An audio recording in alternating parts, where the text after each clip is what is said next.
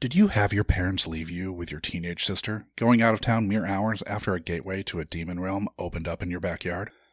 Did your sister's friends embarrassingly levitate you at their party, making you cry and run off in shame, pants possibly bepissed?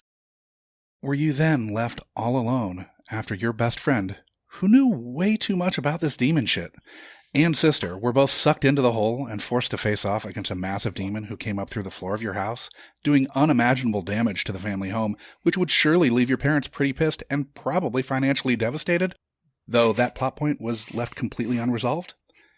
If so, you must have stumbled into the Unkind Rewind, where we were treated to the 1987 entry into the kid horror genre, The Gate.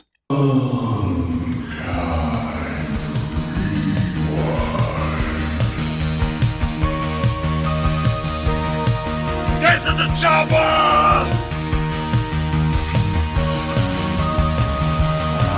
You know what you are? You're one of those little fancy lads, aren't you? Link and I are cruising the mountain, bro. We figured we'd some little juice. Salutations! I'm Josh Dugan, coming to you from the land of 10,000 lakes, where I've been stockpiling rocketry to be prepped for Demon Doomsday. Joining us from Devil's Kitchen is my co-host, Sean McGrath. Have you been hoarding random demonic records in the hopes that you'll be given your time to shine, Sean? There's a lot of guys who sell these records on the street, and it doesn't hurt to flip through them to see what kind of like arcane European metal they have. Because you never know what those liner notes might be able to help you with. I'm wondering if you had to go to Wisconsin to stock up, Josh, or if they have demon-killing rocketry in Minnesota. I had to go to Wisconsin. Yeah, I've been making the 30-mile trip.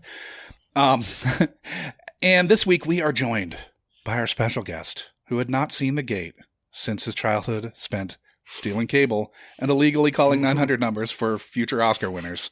Coming to us from Stumptown, where he's hopefully not been haphazardly ripping stumps from the earth and putting us all at risk, Daniel H. Wilson. Daniel, why don't you tell the audience who didn't catch last week's installment a little bit about yourself?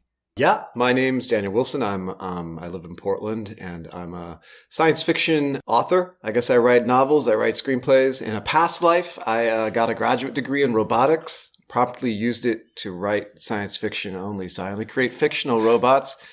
It's much easier. It's quicker. Yes. Not as profitable as it turns out. It's a fun fact. Sure. Yeah. Do you regret not going down the actual practical robotics route? I really don't. I think about it sometimes, but my life is pretty good. I got no complaints, and all I got to do is get up and write science fiction every day. So I don't know. For me, that's basically paradise. Now, I saw that you have a book coming out either late this year or early next year. How's the progress on that going? It's going well. Yeah, it's called Heliopause, and it takes place in Indian country out in Cherokee Nation, where I grew up, and it's basically kind of a native first contact story. So nice. A non-human entity shows up, Indian country, and it kind of shakes our faith in what reality is.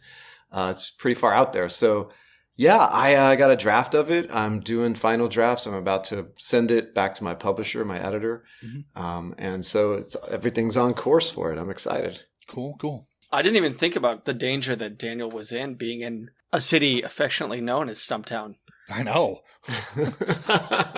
Are there just hellmouths just waiting to open up? Straight to the gate. Yeah, well, they ripped them all open and they built buildings on top of them all. So it's more of more of a poltergeist scenario. Yeah. Okay. It's just fraught with so many like old pioneer ghosts. I mean, the workmen would probably just be loggers, I imagine. You would just have these loggers kind of stuck in your walls. That would have... Not to mention all the original folks who were living here. All the tribes that were here. Oh, yeah. So, there you go. There's plenty of layers of ghosts. Yeah. I think they've been immortalized with street names. I think they're okay with that. I don't know. I'm on all this. I live in the Simpsons street names, So my kids all go to the school that Matt Groening went to, and so we live. I'm just off Burnside, and then after that, there's Quimby and there's Flanders Street and so forth. So Lovejoy. They're Yeah.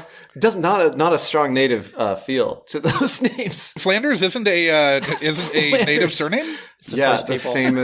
famous, yeah, first. I actually was up on First Nations, Klickitat and Siskiyou Oh, okay, yeah, up sure. in Northeast. Well, So. anywhere you go. And but my favorite, my son and I were just actually making fun of this because we had turned from Carruthers onto Terwilliger, and we were like, now these people were fancy. You know? Yes. You know, this guy. You name your kid Terwilliger, you know he's getting a name. He's getting a street named after him one of these days. Well, I would argue that Sideshow Bob was a little fancy. Yeah, that's true. That was his last So name. that was his last name, right? Yeah. Yeah. Oh God, I didn't even put that together. Yep. Matt Groening. What won't you steal? He used up all the street names around here. I can't use any of them now. So, as we discussed in last week's discussion, pre-interview, I don't know why I said discuss twice there. I didn't write it. Well, you said piss twice in the intro, and I was going to give you props for that because you used a figurative and a metaphor. And I said literal. be pissed, yes. But Be but pissed. piss showed up in both a literal and a figurative sense. So. Yes. Josh always tries to work in pissed And be pissed. and be pissed. Yeah. It worked here. Yeah. But pissed is one of my faves. So, as we discussed in last week's pre-interview, I'd never even fucking heard of this movie. Sean, what was your awareness of the gate before recording these episodes? Yeah, I was aware of it. I was scared of it. I knew to kind of keep a safe distance because whether it was a trailer, whether it was popping in the room on a sleepover or someone's house when it was on, I had a couple images from this movie that I knew would probably get inside my head come nightmare time. Uh-huh. Yeah, so I stayed away from it. I honestly had a little caution going into it now That's because I was like, oh shit, this is gonna fuck me up, isn't it? On the rewatch, I was like, oh shit, I watched this as a kid.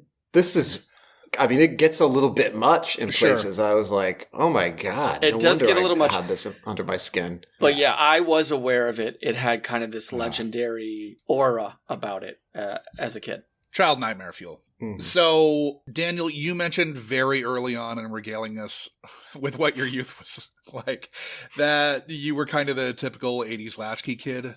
Now that we've all just seen The Gate, it starts with Glenn having a latchkey nightmare. And very quickly, the parents have fucked off for a 3-day weekend.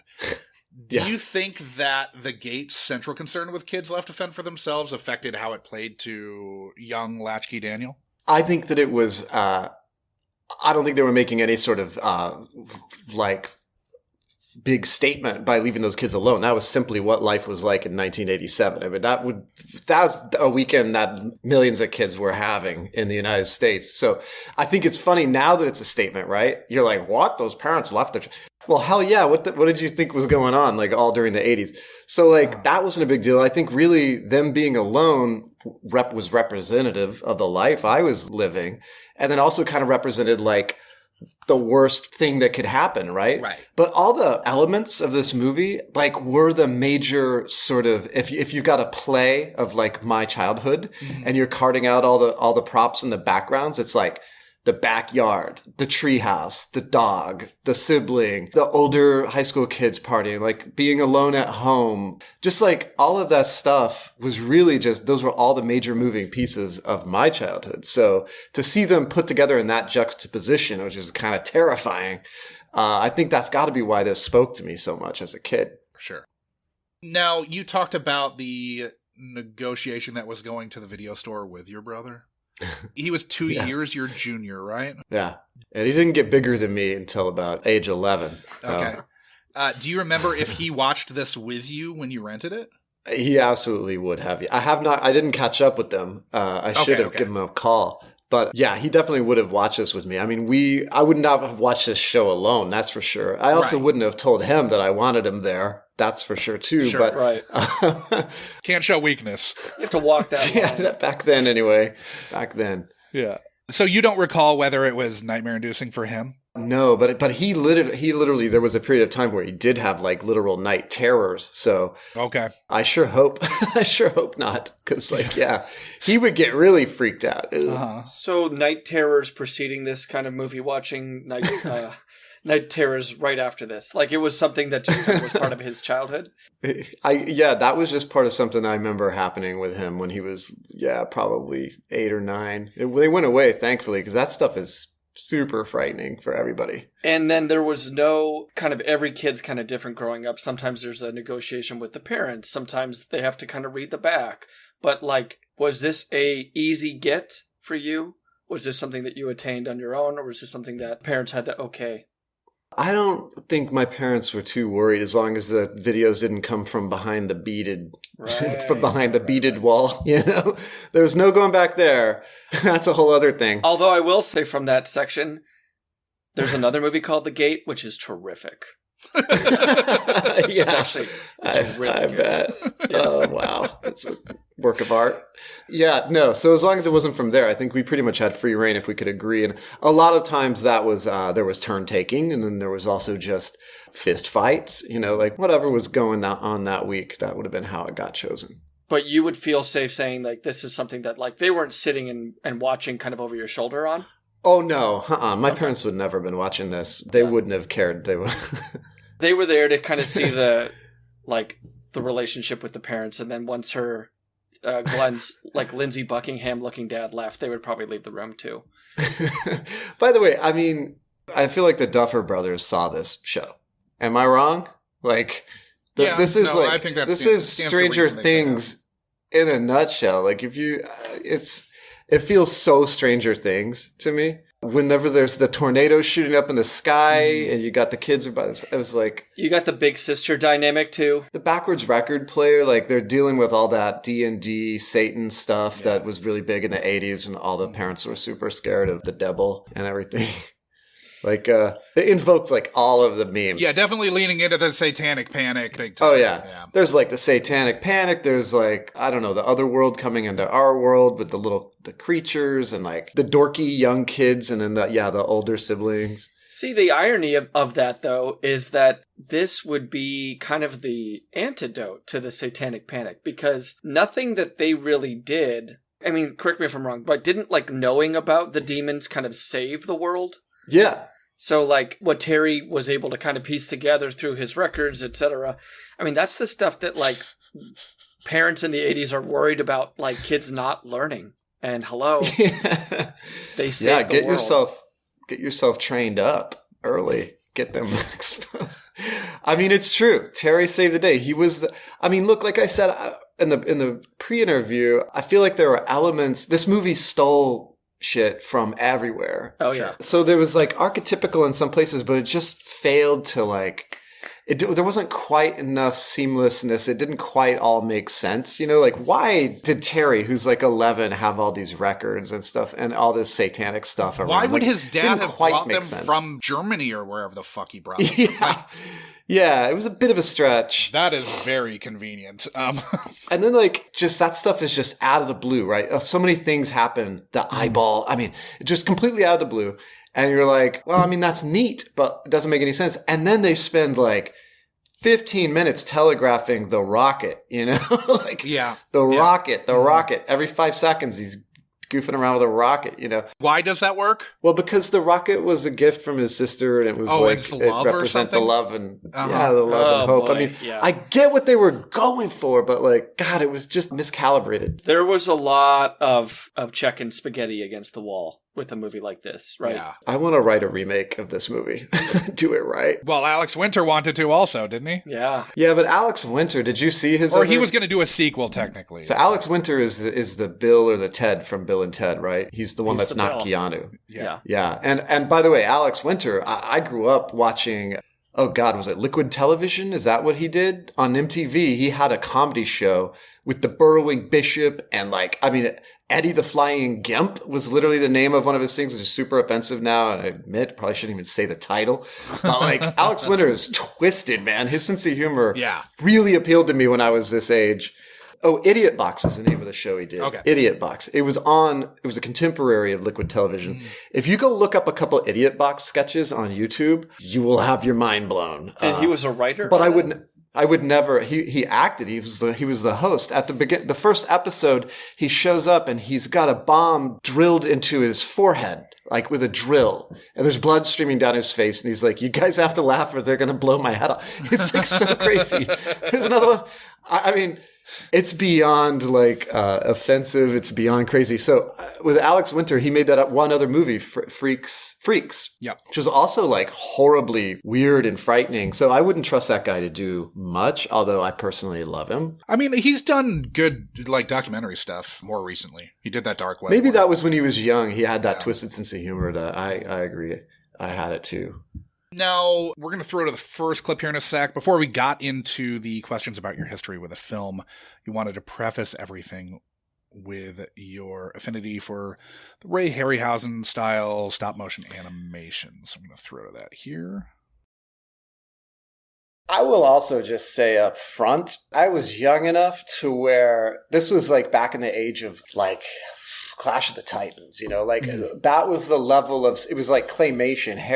What's the guy's name? Harryhausen. Ray Harryhausen. Yeah. So this was, claymation appeared to be 100% full reality to me at this time. So when I saw anything that was like that, I felt like it was the greatest CG that you could imagine. I was fully immersed. Uh-huh. This is a videotape of something that really happened. So nice. I was probably like 8. Okay, so were there any moments on this pass where you felt like you were watching a historical document put to celluloid? These effects were incredible. I was so blown away by how good it is. It held up. Yeah. I'm not kidding. It was not claymation.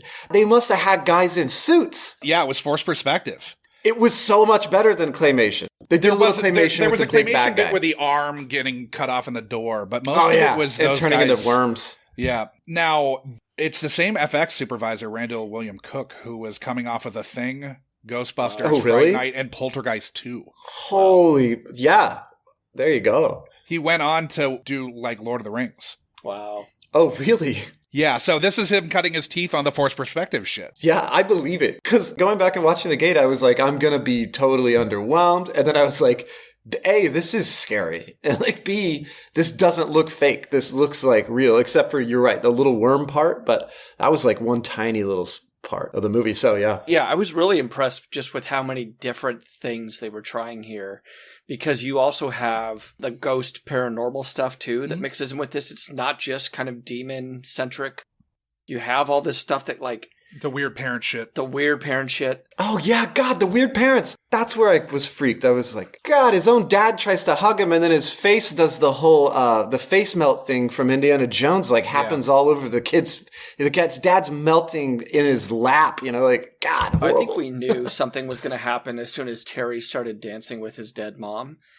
But I could not predict that he would look and it would be the dead dog. Like that was... By the way, killing a dog. If I'm watching that as a kid, that fucks me up. I mean, that dog looked like everybody's dog. It's like a... Yeah, but Daniel, did you see how much people food that dog was eating? Yeah, that party killed that dog. That fucking dog. That party killed that dog. There's no fucking way that party didn't kill that dog. You're right. That's a great point. I didn't think about that. That's why no one was freaked when the dog was just dead. They go, he's old. They set it up. They said, he's 97, in dog years. He's a goner. Yeah, they said it a lot of times. They did. And I'm really surprised at that party that they invited the girl that did the medium stuff. Like, I don't think she's invited to parties. I just don't think it happens. She's a director now. Is that right? Is she? Yes. She was hamming it up. She was making the most of her part. That's Ingrid Veninger. She does like weird indie movies on some like Punk Films Presents imprint, like Porcupine Lake and stuff that's playing like TIFF and things like that. Well, she definitely wants to command a room. And yeah. I think most of those kids in that room just wanted to like go play 7 Minutes in Heaven. She's like, no, we're going to open up the occult. Yeah. It did remind me of... what's the new one? Talk to Me. Talk to Me. You've seen this one, where you get the teenagers who are making ill-advised forays into the supernatural at parties. I was getting a vibe from that. I felt like they were going surface level into so many different areas. So The Thing certainly, I believe the thing when you think about the dad's head collapsing and the mom's face going all nasty. And that's a little claymation-y. But then you've also just got straight up, those little monsters were much better than Gremlins, honestly. Like, more scary for sure. Like, you had all the little creatures, and then you had the kind of, I was getting Hellraiser vibes from like the backyard, like erupting into that different environment. It looked like hell was about to like come out on Earth. Like, they just did like, it felt like a half dozen different movies were all right there crammed together being experimented with in that one. Was it surprising to you how much more of the film was like using forced perspective than was claymation? Yeah, I totally remembered those little gremlin guys had to be claymation and they were going to look super silly, but they didn't. They looked great. I thought they looked great. When asked to describe what you recalled the plot of the film being, you responded. I'm going to throw to the next clip here. Okay, yeah, and I'm hoping that I've got the right title and film that I'm talking about here, but like, I felt like this had a lot of, it was never one of my favorite movies, right? It wasn't like a Goonies where you're just like, shit, I'm going to watch this a million times. Where you have it memorized, yeah. But it had elements of a lot of movies that I did love. So it's like kids, Home Alone, dicking around. You know, there's like some elements of like Critters or The Last Starfighter because like it's just kids and then crazy stuff happens. Something happens, like I think a tree falls over. There's a hole in the ground. I don't know where all the parents are. They're gone. And then just crazy shit starts coming out of this hole. And it's like a gateway to hell. I don't know why the kids can't run up the street. I don't remember this. But they're stuck with all this crazy shit. And like they're having to deal with it on their own. And it was super scary to me at the time. I mean, that's really good. I nailed it.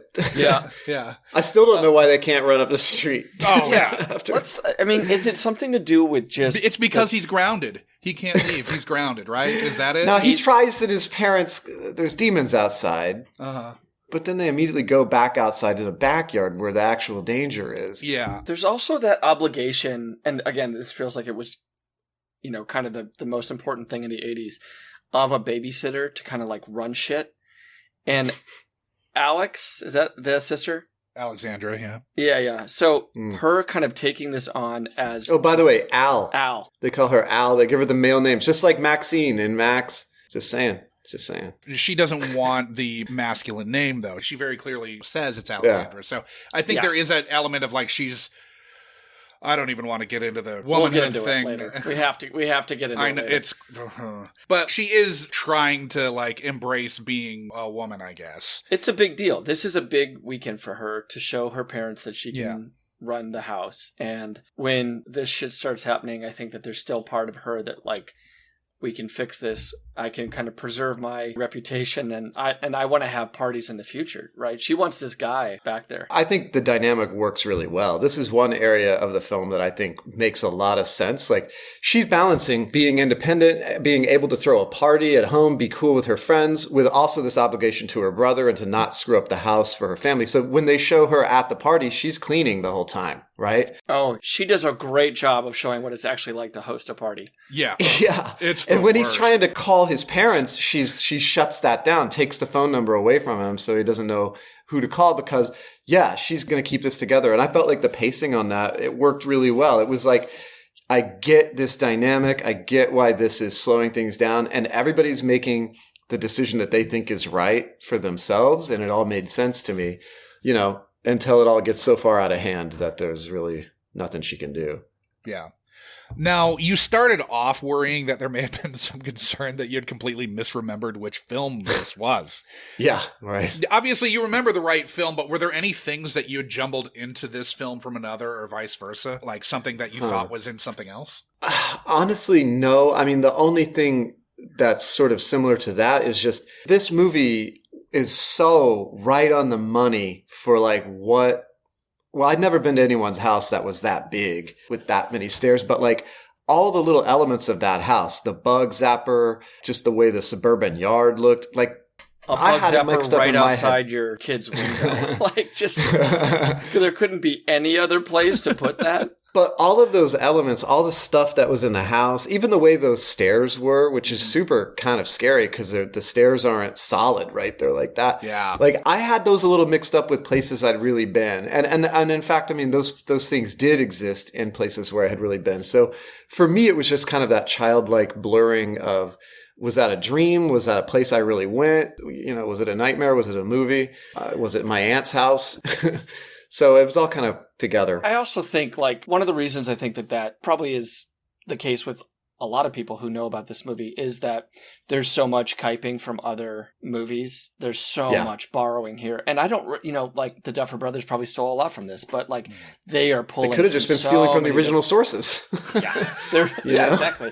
They're pulling just steal from Poltergeist and Gremlins and Goonies and all those 80s movies are kind of just thrown into a blender here. The thing that I actually misremembered was, and we talked about it in the pre-interview, was I thought it was one of the bigger orcs falling into 100 orcs. And it was actually the zombie. The workman, yeah. The workman, yeah. Mm-hmm. Which is, again, one of those things where it's like, why do we have a zombie here? Yeah. We have zombies, we have ghosts, we have demons and orcs or whatever. Minions, yeah. We have a giant one. We have a hellmouth. We have an eye and a hand.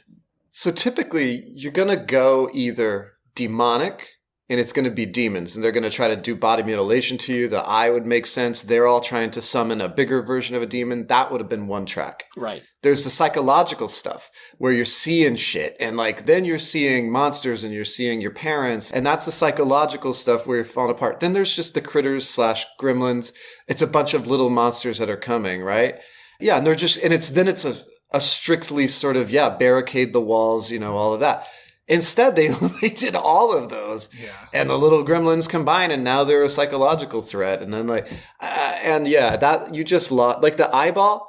When the kid looks down and he sees an eyeball in the palm of his hand, that's like an iconic image. That is amazing. It was really well done, like in terms of however they did that. But it made no goddamn sense. It was like, why does he have an eye now? It's not set up aside from the hand with the eye in it on the wall that's in blood up the stairs.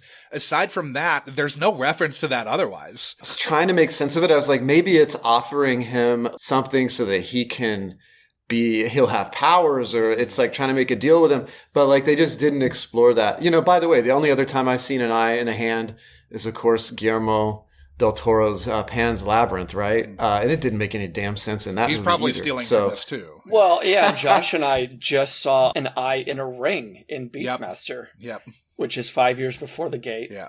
And there's an eye Spoiler that looks alert, because around. I think that one might come out after this one. There's a reason, though. There's an eye in a ring that can look around and see what's going on. They stabbed the eye in the ring there, too. And I stabbed the fucking eye in the ring there. Fun fact about Beastmaster, which is funny that's one of yours. That's based on a science fiction novel by Andre Norton, and the protagonist is Navajo. Uh-huh. And that's a huge native science fiction IP. It's like super dialed in. It's all about a native guy who's a beastmaster who's going to an alien planet where there are indigenous people living there from the ground up. Yeah. It's this total indigenous thing. And then Arnold they get Brian came Singer's around. cousin. Yeah. No. What happened was when they were making the movie, what is it? Arnold Schwarzenegger with the sword, the barbarian. Conan came out. And now, they were like, fair, they were in production at the same time. Okay. I only know this because... But whatever happened, they were pivoting is what I understand. Yes. And so they pivoted away from that. They got a great big sweaty shirtless white guy to do it. Yeah, I mean, with due respect though, I mean, he is a native asshole. Through most of that Who? movie. The Beastmaster. Oh man. I have a soft spot for that movie, but I wish that might have been done differently. Well, we have a podcast episode that you might want to listen to. Okay, I'll check in. So, speaking of Beastmaster, though, you were talking about movies that were too scary, and you'd referenced, you thought it was maybe Phantasmagoria, but it's Phantasm, which is directed by Don Coscarelli. Phantasm. Who directed The Beastmaster. And so that was the one with the silver ball that flew around. That was Phantasm. Yeah. That was pretty spooky. Now, was this still super scary to you? I mean, so I was watching it and I was surprised that I had been allowed to watch it by myself. Yeah. Especially the parents had the dead dog. That's such a great sequence, was just too scary. That sequence of them like leaving to safety, going out in the driveway, parents are coming back. Like, I thought that was really well done. This like, movie's sequence. filled with good sequences. Yeah, it's filled I with was good like- sequences, and it's just getting them all to work together. And for kids to kind of feel like Stephen Dorff is their proxy, right? You're Glenn in this movie. Like, maybe you have a friend, Terry, but Glenn is you. He's a great advocate. And for him to kind of finally get what he wants and, like, call his parents, and they're here now, and for his fucking dad's head to melt and then fall Kid's worst off. nightmare. Yeah. Holy shit, man. Oh, by the way, can we just stop and say, like, all of these actors were pretty damn good. Stephen yeah. Dorff was incredible. Like, these are a bunch of kids. And I don't know, like, we watch Troll 2 every now and then, or, we'll watch some of these movies that are really funny. And like, oh my God. And you're like, it's so binary. Either everybody's acting really well and you're just able to pick apart the story for other reasons, logic, or else it's just a non-starter. And man, the acting was really great. I thought these kids did a really great job. I think Dorff, like Sean Astin, a couple years before this, like, those movies don't work. Goonies doesn't work unless Astin is fully committing brings to it. this adventure. Like, he does not get I mean, talked Dorff is about only enough, 12 here. He's 12 when they fucking shot he's a this. little kid. Yeah, it's crazy. which is probably the same age as Sean Astin in I would in guess Goonies, right? Aston's maybe a year or two older, but not Well, much. Whatever it is, I mean, it's close. And again, the weight of the movie depends on both these kids. And yeah, as we've when you're talked doing about, crazy stuff. as we talked about with an episode we did prior called Firstborn, you get the kids wrong in a movie, you fuck your movie. Yeah. Yeah. You really blow it. Even if they have kind of minor roles. And again, these kids, not minor roles. Unfortunately, I'm pretty sure that Al and Terry didn't have good long careers. Well, Terry retired from acting at 17. He was the only one who returned for the Gate 2 Trespassers. That's the name of it? Yes. It looks like he has actually become a Satanist since. Wow. Okay. He lives in Australia. He changed his name to Baff, short for Baphomet. And he composes confrontational experimental music, which occasionally resulted in the involvement of the Humane Society and the police. Oh, boy. This movie got into this kid, huh? He was forcing dogs to dance. I would guess that he was actually probably bullied at school because of his performance in this. I don't know, man. Not that he did badly, but I think there's a fair amount that, like, I mean, we grew up in the 80s and 90s, right? Like, if you had gone to school with this kid and he was, like, rocking out like he was in his bedroom by himself on his bed, like, if you were a bullying type, you probably would have made fun of him. Maybe, but the kid was in a movie. Maybe. Kid gets his... That's hot stuff. Kid becomes a zombie. Kid gets a fucking Barbie doll leg in the eye. I mean, that buys you a lot of street cred. Are you positing that he's getting a lot of ass because of this? No, I would say he gets a lot of clout. I would think that coming back to it would be school pretty cool after being in a horror movie. I think he would probably be the last kid that I would expect to get bullied. I would guess he got bullied. Well, I guess we could get him on the show if we. If we I don't know, guys. Be careful. We can make his deal. I wonder what he learned. From he this might movie. turn our podcast into a Satanist podcast, Sean. You guys might do that. He'll send you a couple records to review before you get going. This is every mom's worst nightmare from the 80s. Yeah. Now you kind of mentioned being forcibly bused to church. Yeah, forcibly bused. Which fascinated Sean and I. You stated you had a fear of movies with devils, demons, etc. Yeah, I was getting enough of that every Sunday. Yeah. Do you think the foisting of organized religion on you as a child played a role in your kind of dual affinity for and fear derived from the Gate? Yeah, of course. I think that I mean, I don't know. I guess you can read too much into your own childhood because it feels like very general when you're in it, and then you get older and you realize, it was very specific in some ways. But I would say I would be very surprised anybody who grew up in the Bible Belt or any place near where I did, if that kind of fear didn't factor into. I mean, every single weekend I had people telling me all about hell, like in graphic detail, and being afraid of going to hell is a pretty major factor. And I mean, first you have to believe in hell, which they never did quite get me on that one. But like, if you believe in hell, dude, like they're hammering this in every Sunday and it's not a joke. It's real.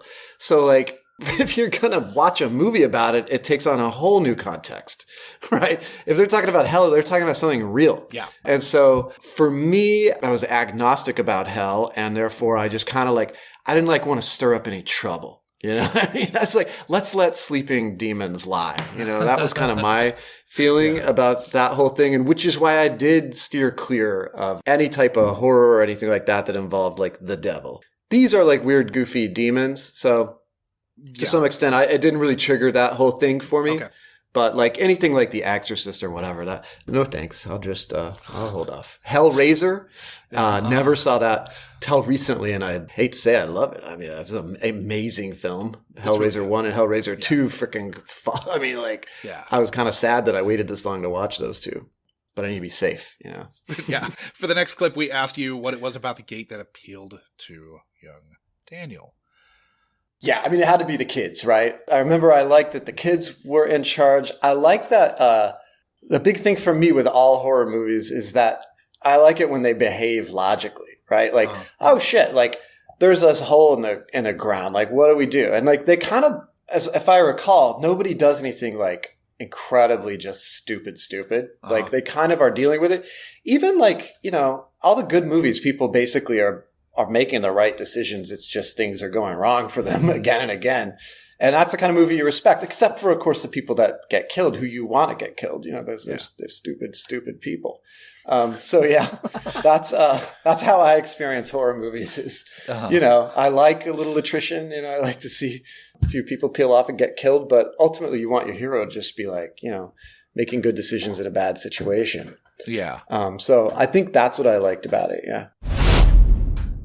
Okay, how many times can I say like in one sentence? You guys, I need to have electrodes put on me so that you can buzz me.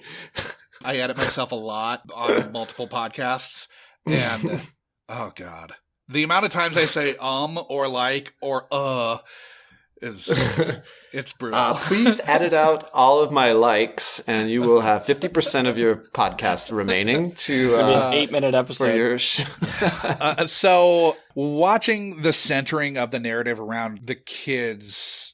Was it as much a draw for you now as it seemed like it was for you when you were 10? Oh, yeah. I mean, that's the whole point of the movie, I think. And they do behave pretty logically. When they find the hole, they fill it in. Right? No, the other guys fill it in. Then like, I don't know, all the things that the kids are doing make sense when they think it's a hole. All the things they do make sense when they think that it's possibly a portal to a demonic realm. I like when they just chuck a Bible down there. That can't hurt. You know, right? I think there's demons down there. Chuck a Bible in, you know? Good thinking. I will posit, though, that Terry got very, very lackadaisical about getting close to the edge of the hellmouth. Yeah. He is like, oh, it's cool, I'm fine, and then falls in. Like, bloop. Yeah. I don't know. I guess I'd be afraid of this thing. If all of this shit's coming out of it already, I maybe wouldn't be like walking up to the very edge and being all cocky about it. People fall into the Grand Canyon every day. All right, someone's falling in right now. Yeah, but they're idiots. And like when you're at the Grand Canyon, you see why they would fall in. Yeah, well, Terry is not trying to take a selfie of himself with the hellmouth. And an iPad selfie, too. It's an iPad selfie.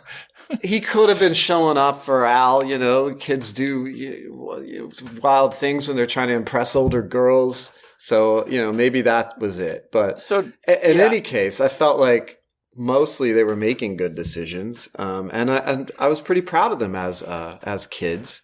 They were keeping it under control. They never thought about, you know, talking to a neighbor. I think that they were a victim of the script a little bit. There was a few too many times where it was like, just read whatever from the Bible. Or one of my favorites was when they're walking down into the basement. And Al has probably the most prudent question this film asks, where she says to Terry, "How do you know this stuff?" And his response was, "Trust me, I know what I'm talking about." Like, how is that the basis? That's a little lazy. That's a little lazy, man. Some lazy screenwriting there. Especially because, yeah, even with like the records that we're about to hear kind of played backwards, like it doesn't feel like a definitive play-by-play on how to close the gate. But trust me, I know what I'm talking about. Felt a lot like the logic you would hear in a Apple Jacks commercial, where the kids would basically respond to, well, if they don't taste like apples, why do you like them? And they would end those commercials by saying, we just do all right.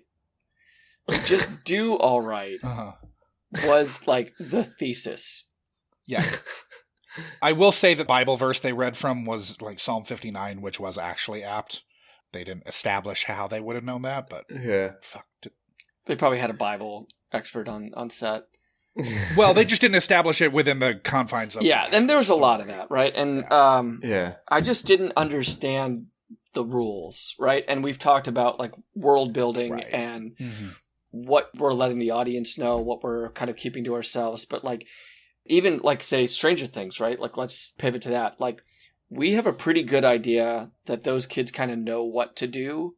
And it feels like the audience is along with them when they're trying to figure out the Upside Down, trying to figure out the Demogorgon, etc.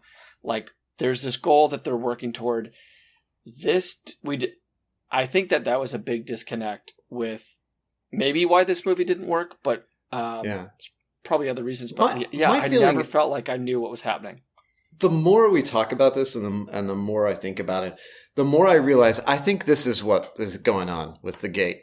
This movie functions perfectly as like a B movie, as like what it is. The problem is that they swung kind of outside their, I'm terrible with sports metaphors. Can you swing outside your weight class? Yeah. They were swinging the baseball. Yeah. There were, in a couple of areas, they really did really well. The acting was really good for something like this. The special effects were really good for something like this. And therefore, now we're suddenly trying to make the rest of the movie on the same level as those attributes of the movie. And then we're talking about where it's falling down, right? But I think really they just did so well in a few areas of this movie that we were expecting. Like, I think they came close to something really, really super special. Because, I mean, like there's some elements of this that are Troll 2 and there are some elements of this that are Goonies. And it's like together, Yeah, and like with the Goonies, right? Like we're in really safe hands with Richard Donner.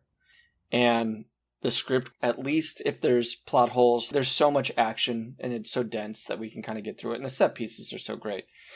But for Terry to kind of be this expert, maybe he has gained a little bit from his recent grief, but... You know what Terry needed? He needed a dead older brother. Now, he needed a dead older brother that was super into metal and everything, and Terry, like, kind of worships, like a John Cusack from Stand By Me.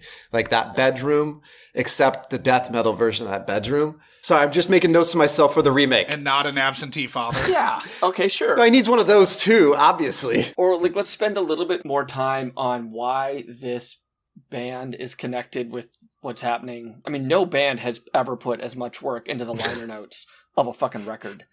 And it got him killed. Yeah, that's one. Maybe the band's all trying fucking to warn dead, everyone. and they're in the gate. With a much fresher viewing under your belt, do you think there were any other things about the film that might have drawn your younger self to The Gate? Oh, the rocket. I was super into rockets. Okay. I was getting those rockets and putting them together and shooting them off in the backyard. And like, I mean, ultimately they're always so underwhelming. And like, you're like, God, what a waste of time. But there's so much fun right up until the moment whenever you shoot them off.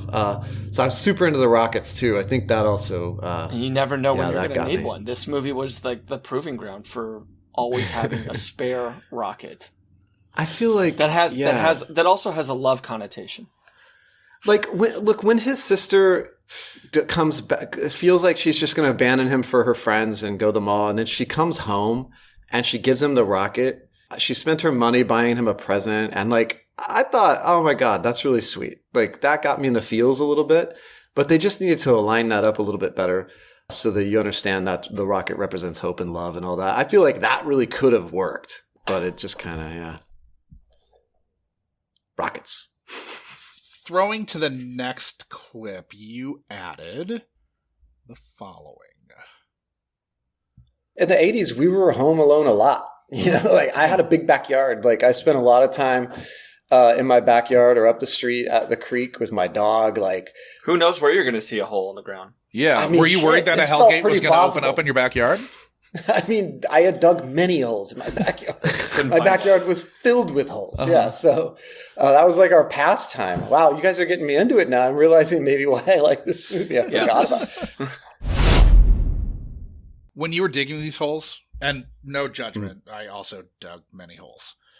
Was the end goal to find geodes and or accidentally open a hellmouth? Let's see. I had my dad worked at a body shop. He fixed cars, and he would sometimes take barter. And so we had these old janky go-karts.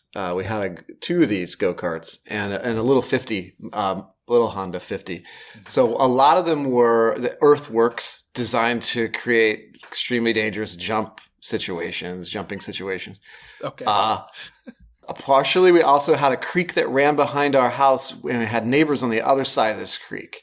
And so we would dig some military installations to have places to hide while we threw dirt clods across the creek at various neighbor kids and adults and general structures and things like that. And then third, I was very into G.I. Joes when I was little and playing with these. So setting up these very complex settings out there where you get the hose and you create rivers, and there's a whole lot of that. So these also involved digging lots of holes. Okay. So, I mean, it was a wonderland back there of just giant gashes in the earth. It was a free-for-all back there. Do you ever wish that your dad had coincidentally brought back Sacrifice's the Dark Book for you to possibly learn how to combat dark forces? So we did have a room in my house when I was a kid. We call it the Blue Room. It was a little tiny house where the attic had been converted into like a bedroom with like brown shag carpeting and stuff like that. And my dad had a little room where he kept all of these artifacts, because he's a sort of amateur anthropologist. So we did have a spooky room like that at my house where there's old swords and axe heads and old pottery and Roman artifacts and Aztec stuff, Mayan stuff from all my dad's travels. And so, I was no stranger to kind of like my dad bringing back spooky things. Okay. I mean, geodes were a big, I remember thinking geodes were really fucking cool as a kid. The age that these kids are when they encounter a geode, I absolutely buy that they would be fascinated by that for peak the geode. entirety. Yeah. I mean, it kind of feels like a geode wrote this movie. Like it's super, what'd you call me? It's super pro geode. Like the geode industrial complex. Big geode. Just pushing their geode agenda on us right down our throats again. I think they're called some kind of eggs out in Oregon, right, Daniel? They're called like Thunderbird eggs or something like that. Or Thunderbird eggs. Yeah. Yeah, I don't have geodes around here, but we have things called, is it cordite, like CHOR, or is that just dynamite? Oh, gee, I forget what they're called. They're super hard little rocks, and you break them open, and there's almost always a little fossilized crab inside. And they're amazing. And you they're also everywhere. have dynamite at your house too, but that's a whole that's somewhere. So we asked you about your memories of watching this film. I just remember it would have been, in our house in the 80s, my little brother, who's 2 years younger than me, no air conditioning, both of us just sweaty, in a wood-paneled living room on brown, like, shag rug, like, straight up with a television. And by the way, I wanted to say this. I hope that if you guys are watching old movies from the 80s, that you're watching them on a television from the 80s. Don't tell me you're in some screening room or you're on a big fancy flat panel TV trying to watch this shit, because that's not authentic. If it's a movie from 1980, you need a television from 1980. A little bit of judgment coming off of me. You know what it did? It sounded quite political. It sounded like a stump speech. Yeah. Did you manage to experience the gate authentically this time, toiling away on a tube TV? No. I looked at it on my phone. After all of that shit talking.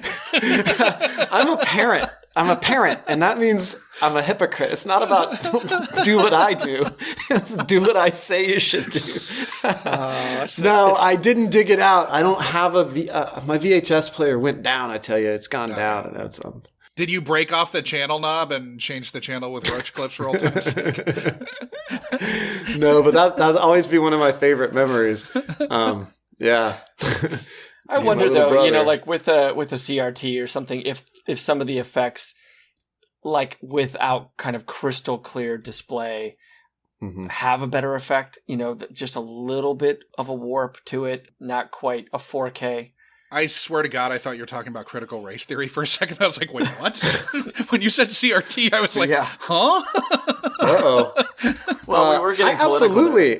No, Sean, I absolutely think that. I mean, absolutely. Like, because, I mean, look, when they were cutting this movie, when they were filming it, when they were doing whatever, the color corrections, the brightness, the technology they were thinking about was a VHS tape on a little square television.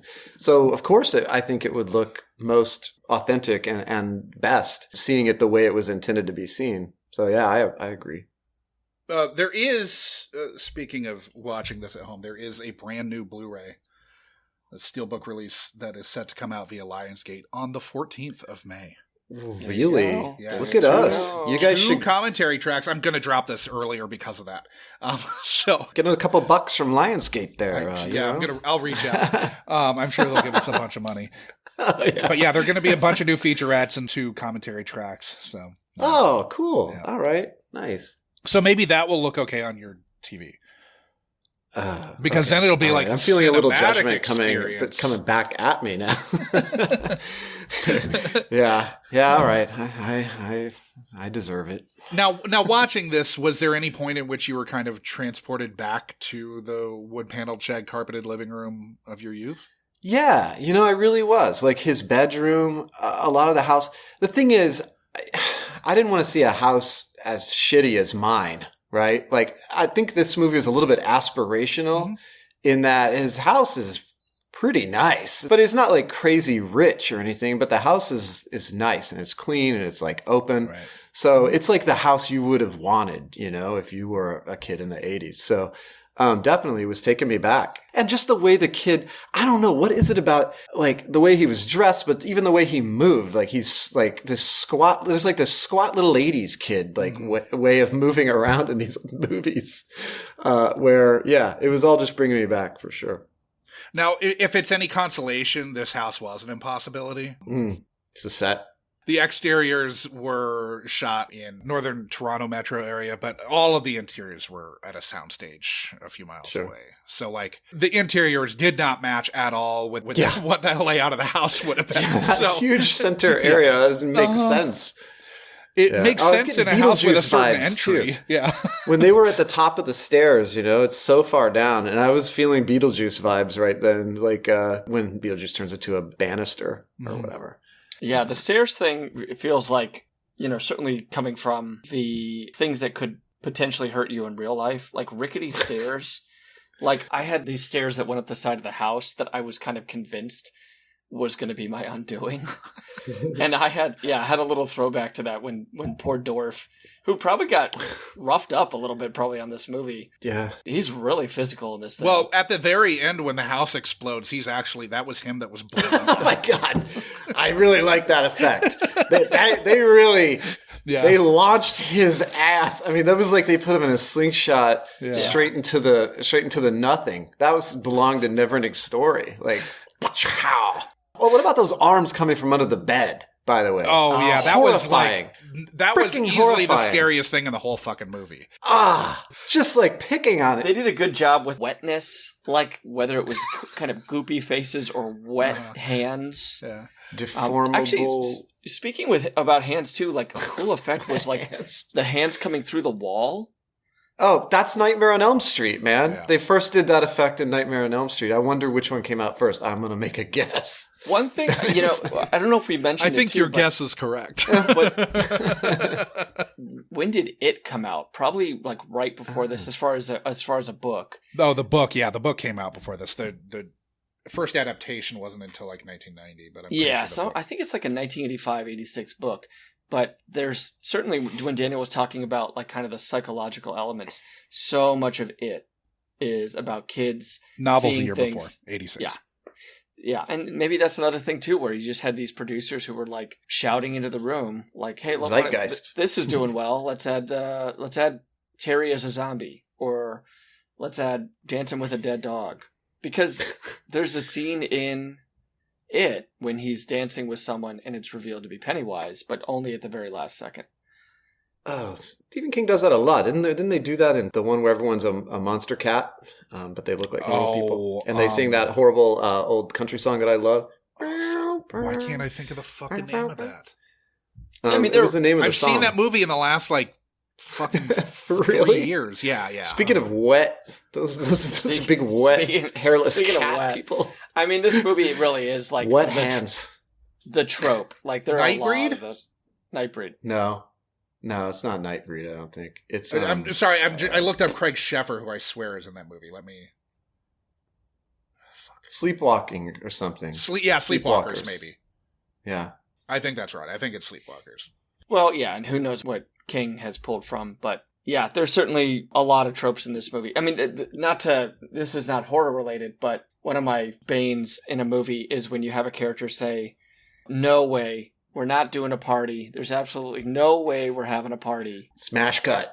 Smash cut to party, and sure enough, the gate has a great one. Well, that one was at least not we're not having a party, like protesting and then smash cut. It was, "Oh no, Mom and Dad, we won't have a party," and then smash cut to party. Like, it was more of I'm just lying to my parents to their face. And so it's a little less egregious than the, like, person who doesn't want to have the party getting cowed into having one. And even saying that, like, whatever gripe I had was quickly abated with seeing Al basically just playing cleanup for fucking 2 hours, which I think is really, really great. Yeah. Those kids, by the way, not that affected by a child levitating. No. I would be old the hat. fuck out of there. But at no point were they like, I think we should run as far as we can away from this home. I mean, and can we also have a slow clap for the teenage boy who's driving around the dead dog? What was with that? And underneath the title of Things You Have Done as a Teenager in an Attempt to Get Laid. Yeah. Drove around with a dead dog. He's taking it on himself to, like, dispose of this dead dog. I mean, like, the dog, yeah. The original dog was too heavy, and so they had to go to a taxidermist. Also, this dog is 97, right? In dog years, like, even if it is brought back to life in the end scene, how much longer does it have? You know, it's ballsy to kill a dog like that. And so I felt like that was perfunctory, you know? It was like, okay, why not? We're going to throw every other logical thing out the window. Just bring the dog back. Why not? Yeah. You know? We don't want to lose those people who are angry that we killed the dog. Yeah, it's a little bit of a bummer that there's kind of no stakes. I mean, aside from the house being destroyed. What a producer note you've got there. Yeah. There should have been some guy in a suit that said, "Where are the stakes? Yeah. Can't we build these stakes? Get those world-threatening stakes." Kids don't care about property damage. That's true. They don't give a shit that the world's going to turn into a hell on earth. Yeah. The realistic horror movie is what's going on at Terry's house. With that kitchen. Yeah. He eats days old pizza. That would have killed him anyway. I mean, how has Child Protection Services not been called by the end of this movie? I feel like, honestly, Terry's the weak link of this film. No offense to Terry the actor, but like Terry as written. I mean, look, if you want to see a realistically portrayed Terry, Corey Haim and Stand By Me. The kid's a little screwed up. We just saw him as a result first of morning. that. He was amazing. Yeah, Corey Haim. It was Haim, right? I got the right one, don't I? Jesus. Feldman's in Stand By Me. Sorry. Feldman and Stand By Me with the burnt up ear, right?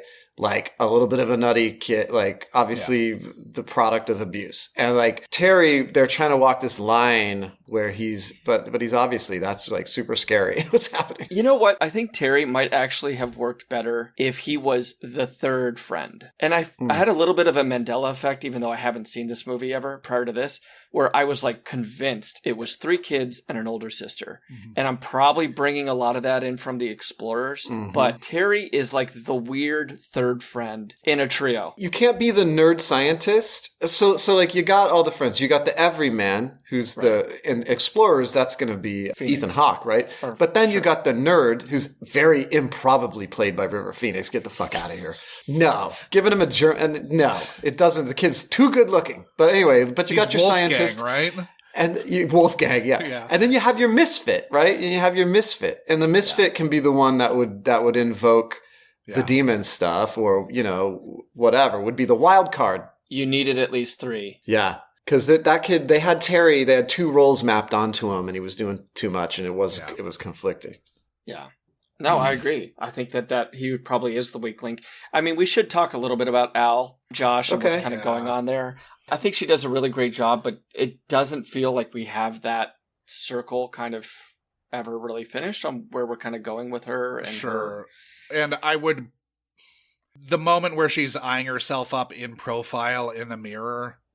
Let's say, okay, so why? I understand thematically kind of why they're doing that, because she's sort of at like the precipice of becoming an adult. I can at least understand that, but the gaze with which the camera, which is manned by a fucking grown-ass adult.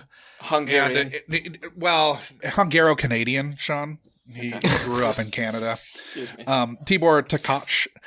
I had some big problems with that specific shot. Felt very creepy to me.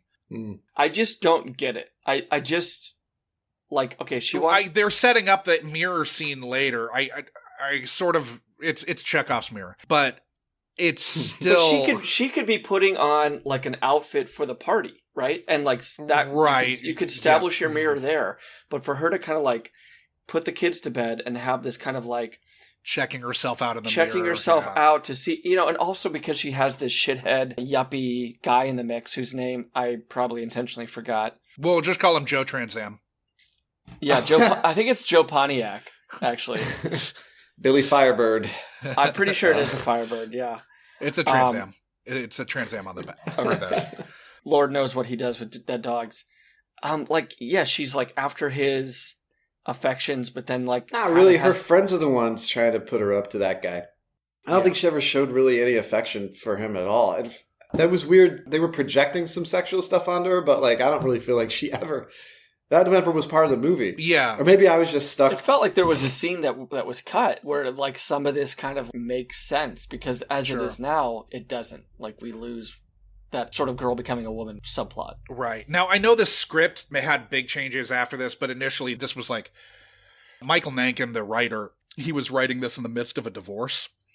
And he was just like filling it with the, quote, the nastiest thoughts from his childhood, end quote. And the kids were much more deserving of their fate. And it also had demons dragging neighbors from their homes and killing them in the streets.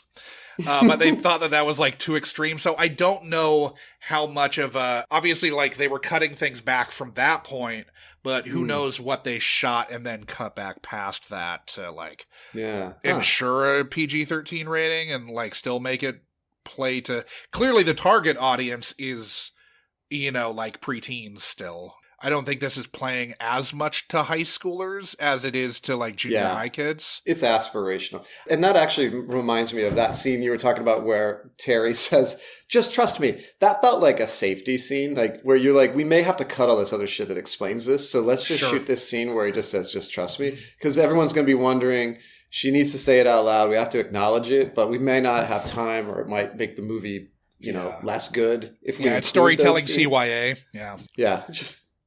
who knows? That's interesting that the original version of this was even more intense. Oh, much more intense. Yeah. It's a tonally uneven movie. It's not tonally, it's not like hitting one tone and sticking to it. Right. Like with the with Goonies, like they're threatening to shoot children. Yes. Like they're shooting guns at children. I mean, imagine if one of those kids gets shot. Just a dead kid and a kid, right? Yet, from the tone, from the very beginning, when Chunk smashes his milkshake against the glass, that none of these kids are going to get shot, right?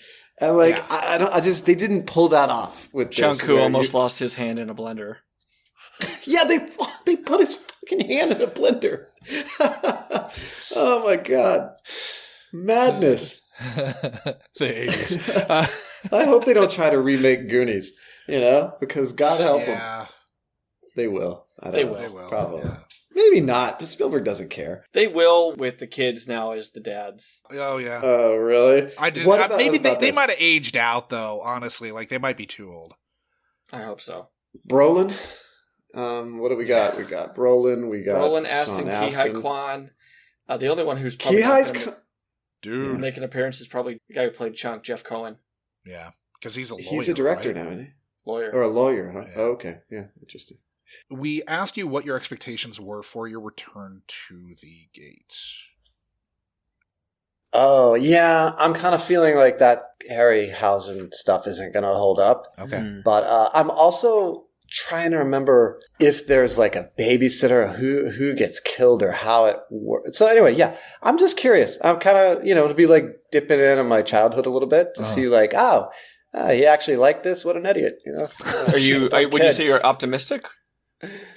Yeah. It's going to retain some charm and yeah, I think place so. for you? At the very least, it's going to remind me of where I was at whenever I watched it, hopefully. So, how did you ultimately feel about the stop motion animation and practical effects? Well, as I said before, I thought it was great. So Oh, I was pleasantly surprised there. I thought they killed it. I mean, and for you to say that the guy did the thing come on. Yes. and went on to do Lord of the Rings, yeah. Okay. Well, he was balling out, so that was great. Were you surprised that no one actually perished, ultimately? Yeah. When listening to that clip, I was like, wait a minute, nobody actually, except for the dog. No, the gets dog killed. comes back the dog's back. Oh, at the yeah, I end, too. guess. Well, okay, Yeah. the dog got killed and resurrected. So, Yeah, it's Jesus' dog. Yeah. it's Pet Cemetery. He's a dead dog longer than he's an alive dog screen time-wise. Yeah. So, yeah, I am surprised by that. I totally thought people got killed, but it really did swing more for the Goonies vibe in terms of nobody actually gets killed. Now, were there any moments that had you questioning what your younger self had seen in the movie? Yeah, when the arms came out under the bed, when the dad's face melted, I didn't remember any of that. Like, I remembered the big monster at the end, like the big thing coming up, and I remember that looking a little silly. But those other scares were way scarier than I thought, and I remembered. So, Do you think you memory hold them for your protection? yeah, I don't know, right? Because I'm like, whoa, Daniel, like you were a tough little cookie back then. Even at, maybe I had my eyes closed. That's a great possible. little moment was the family photo. Yeah, it's all bloody, and there's guys holding They're all fucking God. dead. Yeah. Yeah. No, the boy's alive. It's his parents are dead, I think, and they're all holding each other, right? Oh, it was brilliant. Anyway, whatever it was, I don't know. You might be right. It was creepy. Yeah. So the movie had some elements that I thought were a lot scarier than I remembered. So you suggested you might ruin your children's youth by making them watch The Gate with you. Did this happen? Yeah, I did not. I didn't get a chance to make my children watch this. Okay. So, no, unfortunately, that didn't happen. Maybe for the best. I'm not ruling it out. I mean, and if they are going to watch it, they need to watch it young. But I had a whole period all during COVID where I sat and watched movie after movie with my older kids, who at the time were like 10 and 8 or something. And as a result, I'm like, I think I might be raising movie critics, because we basically have this podcast every time we watch movies together. And there's a lot of pausing of the movie and talking about what's working or what's not. And so we're insufferable is what I'm trying to say. Are you pausing for like Awful. historical context too? Oh, absolutely. Because I got to explain the 80s. The kid drops there's a hard R. There's the F word comes out. Oh, yeah. Over his That shoulder. was such a weird. I don't even. He calls him all that of the and worst runs. stuff is coming from Lori. Also, that she is the worst. But I mean, when she effing out, like, what the fuck does that? Or effing off? Is Lori the one with the crimped hair? With that straight up, with the bizarre, straight up hair in the front. It's the Effing hairspray off was something I wrote down. Oh, I was like, I don't even know what that means, and I'm a fucking adult. It's another example of the tone being really uneven. But Yeah. because nobody is saying that in like, again, I guess the Goonies is our gold they standard. could be saying it up in Toronto or wherever the hell they filmed. Sure, That yeah, could be maybe it. that's Hungaro, regional. Toronto. Yeah. It very well could be. It very well could be a little Canadian middle school flair. slang. We're going to have to go back and watch the original Degrassi's. I'll often pause and explain culturally the context of stuff. Because, like, it's certainly all the stuff about all the homophobia from 80s movies. Just everyone's just surprised now. When kids read it or watch it now, they're just like, so wait, that's an insult? Like, what's happening? Why is that person reacting that way? Yeah. And my kids don't get it at all. So I have to just say, yeah, that's a really mean thing to say back then. So aside from that, and then also they've just been raised on much better special effects. So they are a little underwhelmed. Even now at like 11, it's like too late. They already are seeing the cracks and the faults. Yeah. Well, this one isn't that bad effects wise. Like that isn't a like big sticking point for this, at least. No. Now, very early on in the pre-interview, you opined that The Gate was a pretty damn stupid title. Having just rewatched this, do you have any ideas as to what it should have been called? Oh my God. Well, I mean, it all depends on what they're going for, right? Because there's like a million cheesy titles, like that they could have gone for. But no, I'm not an improv guy. I can't on the spot think of any great title. But Sean, I wonder if you've got any ideas. I think Hellmouth would be great. Yeah. But, something to do with the kids. You can't put hell in it, though, or else the parents aren't going to let their kids watch it at that time. I think, honestly, it probably would have done better if it had hell in the title. Yeah, actually, I mean, just from the kids would find a way. Especially on video, like on home video, I think it would have done. Kids watched Hellraiser. You know what you could have done? A really big, bold move would have been to call this Love and Light, which is what I believe he shouts before firing his rocket. Or Love and Rockets, and just have the entire soundtrack be Love and Rockets. Love and Rockets? Love and Rockets. But yeah, I think The Gate's okay. I don't think we ever actually saw The Gate. It felt like when Terry went down, he got close, but like they kind of came out of like, the stumps and whatnot. We never really saw. I think even just Gateway might have been. I mean, there's a million titles like The Breach or like that like indicate there's been a tear between realities. What do they even call it in The Gate could have been a Cold War movie as well, Yeah. About the Brandenburg Gate? Yeah. Guys are deep in your history on this one. Sorry. We'll not. Cut that. Okay, so moving on to picking up the scraps. Is there anything that you guys feel like we've missed so far that you want to talk about?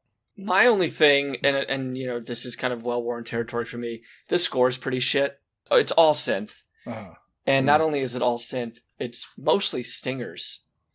So in terms of like composing some type of melody for The Gate or for this score, we don't get that. We just get a guy kind of on a Casio hitting spikes, and a score can really, really save a movie that's in a little bit of distress. It can win me over, and this score is fucking trash.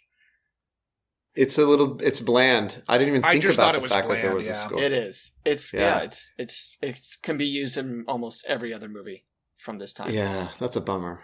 I want to say that this movie has a meme in it that's become a meme, I think. And now we're seeing so much 80s-based stuff, with Stranger Things, just the last however long that's been going on, 5 or 10 years or whatever, including the rise of synthwave, which I'm a big fan of. I love all the I love synthwave. New synth music. I love all the new synth remakes of old songs and everything. I love it. But one thing that I always hated in movies from the 80s, and I now hate with a passion in movies that are now based on the 80s, are the never present useless 80s dad, which in this case it's both parents, but you see it again and again. There's this dad who's like at the kitchen table, the kids have all just seen demons or something, and everyone's eating, and the dad's clueless, right? Has no idea what's happening, is reading the paper, I've got to go to work, see you later. And like just that total absentee dad theme, I'm just like, come on, like I had enough of it. And I see it too much now, and of course it's in this movie double. You've got two dads, one never even makes it onto the screen. Yeah. So that's my beef. I got beef with the useless 80s dad. Well, that segues nice into our gripes. Josh, do you have a gripe that got under your skin on this? I mean, honestly, it's only 85 minutes and it's still kind of dragged for me. I actually fell asleep both times that I watched it. And had to rewind it. Josh watches these things twice. Yeah, the first time I watch it, not taking notes, not doing anything, and then I take notes the second pass. So, but yes, I fell asleep twice watching this, 2 separate times. And the first time I fell asleep like 4 times. It took me like 3.5 hours to watch the movie. Yeah, I think like that kind of hits on what we've been talking about. And with limited degrees of activity, all of us are writers here. This script needed some fucking help. And somebody who knew how to write a screenplay. It needed to choose a lane. It would have really helped. What it needed was the original writer did so many great things, but obviously couldn't kill their babies. And so they needed to get another person to come in and just pick a lane and streamline all the great stuff into one thing. Because I think the acting and the special effects and like everything else was there, the production value, they should have had a better score, but like whatever. I think we're right. If you had just that one last rewrite to just condense everything down, it would have been could have been a banger. Please don't end your movie panning up from your central characters to fucking clouds. This might have been the first time they ever did that. I couldn't believe that they fucking did that. Could have been. Are you 87? I don't know. Had it ever been done before then? I feel pretty certain it was. Nowhere else to go. Like you're going to make a bet?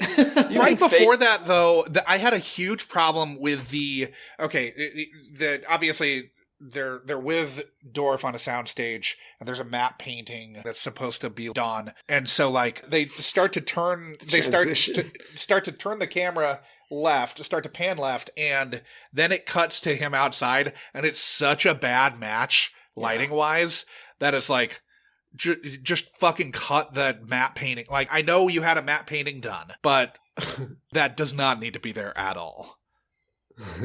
It was such a bad match that it was jarring. They kind of just wrapped it up. It kind of just ended. Yeah. Oh, we haven't mentioned with Kelly Rowan, who's Lori, the spiked bangs one. She was in, I think, the OC. But Jennifer Irwin, who's playing Linda, the other sister, was Kenny Powers' sister-in-law in Eastbound and Down. Okay. And she's the regional manager that comes in and hates Amy on Superstore.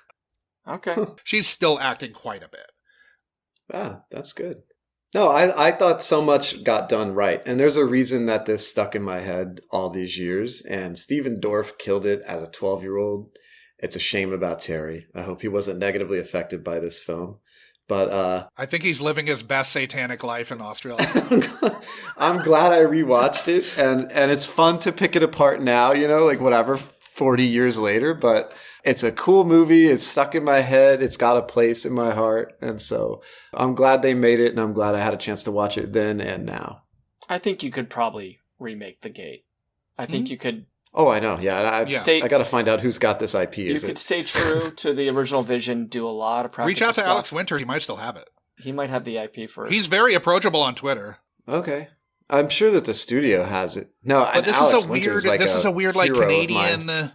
This is a mostly Canadian production, and so like the like Alliance Atlantis probably has the rights. So if it's Canadian, Daniel, you can probably just ask politely, and they'll give it to you. Yeah. I'll just make the remake, and then whenever they come around and say something, I'll just say change it to Gateway. Yeah. The Gateway. The Hellmouth. Now I got to deal with. Yeah, the title, making it work. No, the Hellmouth. I don't want to go deal with old what's Joss? his face from Buffy. Fuck that guy. Wherever that guy is. So, how would we fix this film for a modern audience? You drop the weird kind of perverted eye from the camera on Al. You drop some of the homophobia language. Yeah, I mean, I think that's assumed that would go away.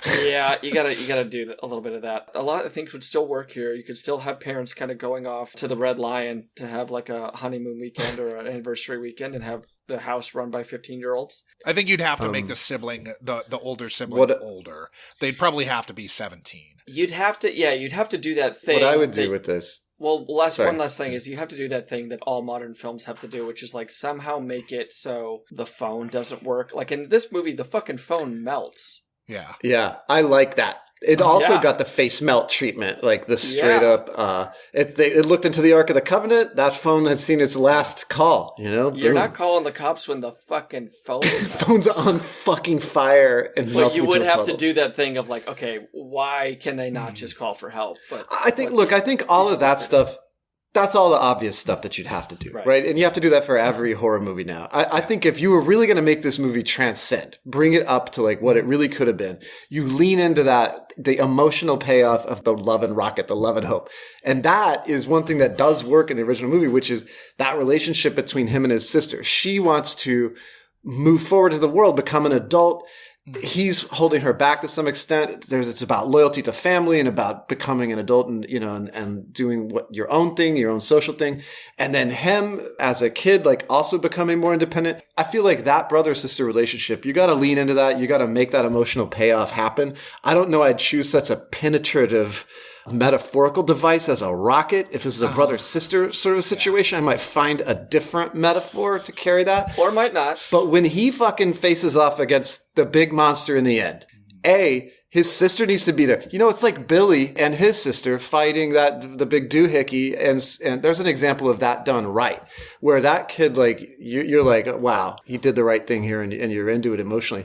I think if you could bring that emotion out and then obviously pare it down to just pick a lane in terms of psychological, or is it demons, or is it critters, whichever one, the producers want, then you just run with that, make the emotion pay off. And this thing's going to hit. It'll be great. I think, Daniel, that's good. It's something to do with Al and Glenn, like igniting the fuse together. Like it's something where like he can't quite get the lighter close enough, but she's a little bit bigger. She's taller, so she can extend her arm closer to the fuse. Something like that would be great. Yeah, you're absolutely right. Yeah. And then maybe just a little Time Bandits where they kill the parents at the end. Maybe the parents show up and then they die, Yeah. Just as a great ending, just as sort of a denouement. They weren't necessary anyway. But I do think that there is kind of an issue with how Glenn is written, where he's so perpetually scared of things. I think you maybe have him be scared of a thing, but not have him be scared of fucking everything. Because they had one chance to address this. There's a part where he comes in, they're all eating dinner, and the dad, of course, is being the useless dad. And he's like, I can't believe you dug that up. It's fucking dark now, mind you. They're eating dinner in the dark. And he says, you need to go back out there and fill that hole in. And then we cut. And it's like an hour later. And he's like, yeah, I filled it in. And I'm like, are you kidding me? If I'm that age and I walk out into my dark backyard, there's a smoking hole, and I get out the shovel out of the garage and I walk out there and fill that in. That's horrifying. I mean, that's like Kevin McAllister facing off against the oven demon or whatever. The wet bandits, like, or the monster in his basement, right? Yeah. I mean, that's a great chance to show him being brave, but they missed a few chances, I suppose. Yeah. There needed to be more glimmers of him, like, not just being a kind of feckless coward. Anyway. I mean, he pees his pants. A big pisser. A be pisser, yes. pisser. A be pissed youth. Last thing before we say our goodbyes. Saving graces, what was your favorite moment or element of the film? Starting with Daniel, our guest. Yeah, again, the moment that I felt the most emotion in the film was when his sister came back and she had the rocket in her bag. And I was like, oh, And then honestly, the other moment that I had the most emotion was when Terry got home and I saw the note from his dad on the refrigerator. And I just felt terrible for Terry. Yeah. But like, I felt like going those... the other direction. Yeah. I don't care what kind of emotion. If a movie is making me feel an emotion, then I'm stoked about it. That's why I watch. And so, all of the other horror elements are there just to make us feel emotions, ideally. But in any case, I feel like that's the real heart of the movie that I wish they had built off more, because that was surprising. I didn't remember what happened. I thought she really would leave him there, and it was going to be a movie about him. His sister has fucked off and is at the mall while he's getting killed. So I was stoked that she was in it, and then she disappears for the third act climax completely. And that's a little bit of a missed opportunity, maybe. Yeah. Well, Daniel, we tell ghost stories to make sense of things, as they say in the movie. And I think there's probably a way to bring that element just like hit home a little bit harder with that, so that the things about this weekend that they had away from the parents are more in their heads than actually mom and dad coming home to the house destroyed by demons. But yeah, when that first came up, I was like, oh, it's just a throwaway line to kind of cover their bases, the way that we had that, like, trust me, I know what I'm talking about. But the more I thought about it, you know, we tell ghost stories to make sense of things. Like, it seemed to kind of like we missed a chance to like really make that kind of a theme about this movie and about this weekend. But for me, about this weekend, maybe that's for me, this movie really comes down to how good the effects are and how amazing the sequence is, where it kind of culminates with the phantom parents coming home. Like, I'm watching that sequence in my 40s going like, holy shit, I'm so glad I waited 30 years to see this shit. That would have fucking wrecked me. I'm like staying up with the fucking nightlight. To the same point, for me, it's the fucking arms from under the bed pulling. Like, I'm still afraid of arms under the bed. You know? He's not afraid. And now I'm more scared now that Sean mentioned the two words "wet hands." Wet hands. Arms from under the bed's one thing. Wet, glistening hands. And Daniel, listen to the Foley on that, because that smacking noise after it just misses her on the ground. And how they framed it, too. Like, it's a really effective shot with those extended hands. Yeah, I thought it was really, really great. Oh, how the hand extends. That's totally the thing, by the way. That's the tongue coming out of the head, wrapping around the chair leg, and as the head drags itself around. Yeah. Yeah, I forgot about that little, because you think they're out of it, and then that arm, it does the whole Stretch Armstrong thing. Yeah, there's like an effect. A sound effect to it. Okay, so Daniel, overall, how did you feel about your return to the gate after all this time? Sorry, I kind of did my little recap a few minutes ago, but yeah, just to say it again. It's fine. And this is not just because I know Terry's out there and might have listened to this and, have his ways. I thought there was so much of this that was so good, and there's a reason that it stuck with me all these years. And yeah, like I said, I'm glad that I watched it then, and I'm glad I watched it again now. So it was really good food for thought. Mm-hmm. And there's something special about the movie, even if it's not the best movie in the world. So therapy is therapy, Daniel. Yeah. So before we say goodbye to our listeners at home, where can they find you, Daniel? Oh, I am at danielhwilson.com. So you can go there, and I got all my books and short stories are listed where to find them. And of course, you can always email me, if you got a problem or if you have something nice to say. Either way. Bring the gate hate to danielhwilson.com or the love and light. Yeah, the love and the light. Yeah. Well, thank you for opening up your childhood to the scrutiny of the Unkind Rewind, Daniel. Thank you for having me. I appreciate it. This is a hoot. Thanks, man. I had a blast. Thanks. You've just listened to another installment of the Unkind Rewind podcast, mining and potentially ruining your childhood for content, one film at a time.